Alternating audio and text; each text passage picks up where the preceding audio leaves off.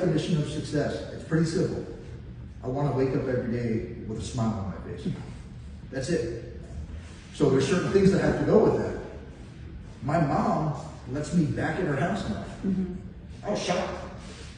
I flew to New York to go surprise my mom, and I got to her door, and I'm thinking in my head, there's a chance that I might have to go get a hotel room, right? That's a real chance. She opened the door, screamed, slammed it in my face. True story. I have that on TikTok. I literally have that on TikTok. I was like, oh, this went a little bit worse than I thought it was going to. And then she opened the door, crying, welcoming me in.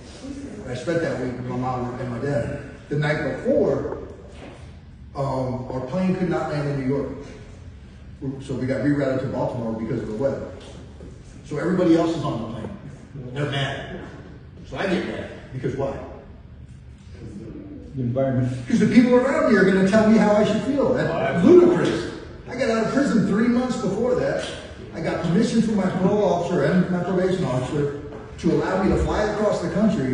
And now I get to rent a car because I got credit cards and shit, which is a whole new thing. And I'm able to drive from Baltimore to New York. That's pretty awesome. And I had this revelation on the tram. I'm like, man, I get to drive from Baltimore. And I talk to my kid. And my kid's like, hey, my house is on the way. He's a police officer, believe it or not, in Pennsylvania. My son allowed me to drive to his house. My son who I abandoned. My son who literally, this is a God's honest true story. He's on there, he can verify if I'm lying.